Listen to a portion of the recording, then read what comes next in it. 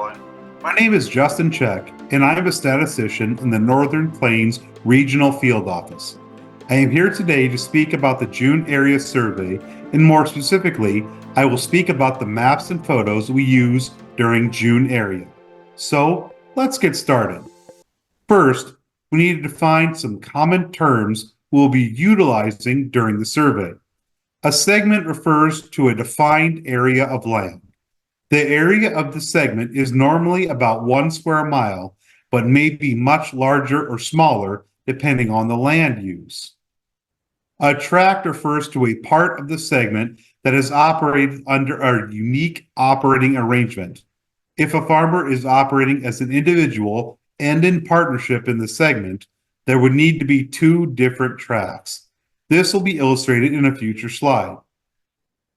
Lastly, a field is a continuous area of land that is devoted to a single crop or land use.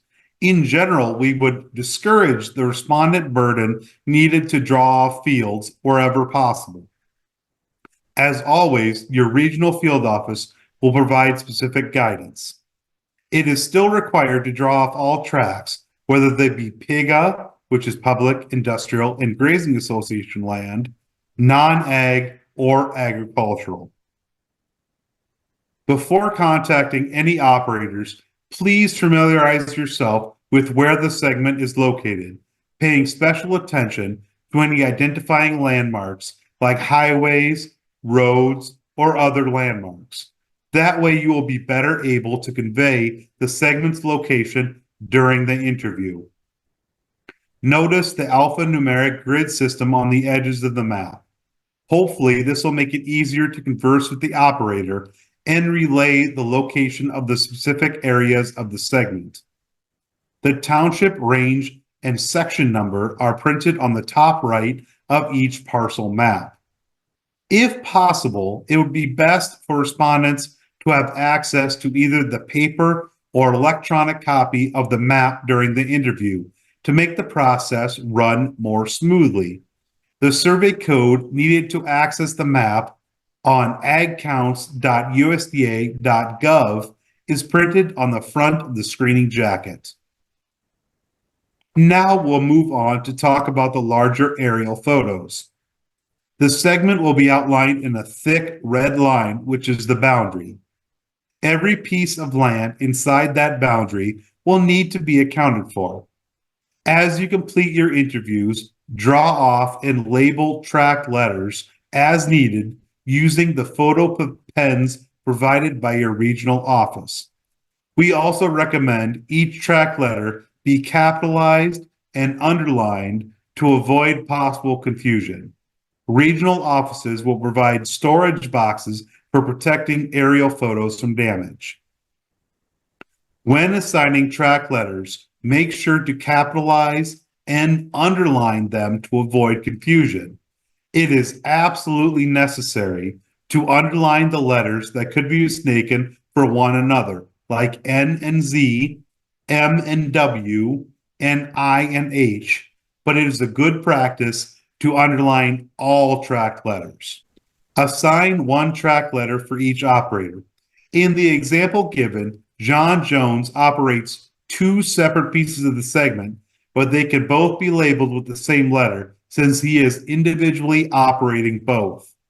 This example is merely for demonstration purposes. We would never write the operators' names or any other personally identifiable information on the aerial photo.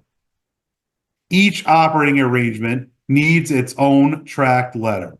In this example, Ron is operating both individually and as the manager for Able Farms. Since there are 2 different operating arrangements, they need 2 different letters, even though Ron is the contact for both. Thus, Able Farms will be tract C, and Ron's individual operation is tract D. When in doubt, as always, we would recommend you contact your supervisor, other experienced NASDA enumerators, your NASDA coordinator, and or the regional field office if clarification is needed. Moving on to returning segments. If a new operator is found, assign the next unused tract letter. In this case, Bill Riggs is no longer operating. We cannot reuse B.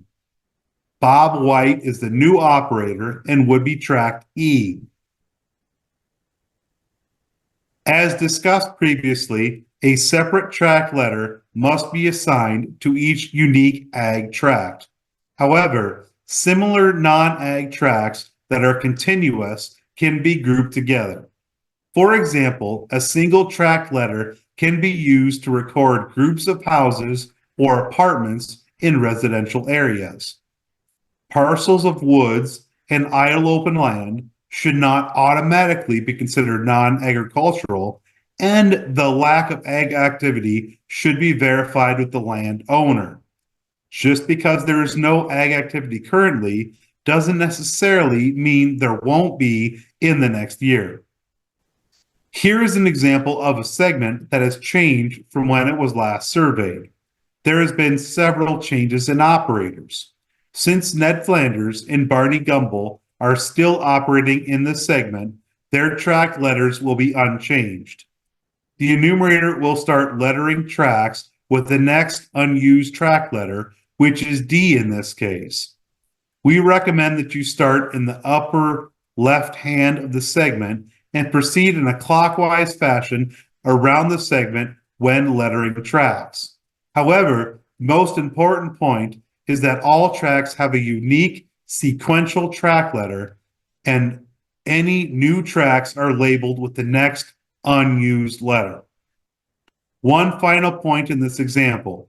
Notice that despite Luke Skywalker appearing twice, the tracts are assigned different tract letters. This is because he is operating as an individual in tract G and operating in a partnership on tract H. Each tract letter should be unique to both a tract operator and an operating arrangement. Here are a few final reminders when dealing with aerial photos. Tracts should be outlined and lettered using blue photo pens. Red photo pens would be for drawing off and numbering fields.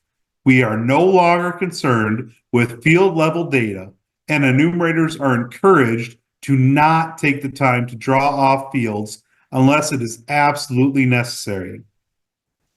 Make sure you review all questionnaires, aerial photos, and your CAPI listings to make sure the identifying information for each tract within a segment is consistent. Every ag tract should have a separate tract letter and a completed questionnaire. Every non-ag and PIGA tract should have its own tract letter as well. Review your work to make sure tract questionnaires in the segment match the tract letters on the aerial photo. Complete the summary on the back of the screening form and be certain that all tracts are properly accounted for. Thank you for your time and attention as we reviewed several of the maps and photos you'll be working with during the June area survey. I wish you excellent luck in your interviews, and I know that together we will have yet another successful June area survey.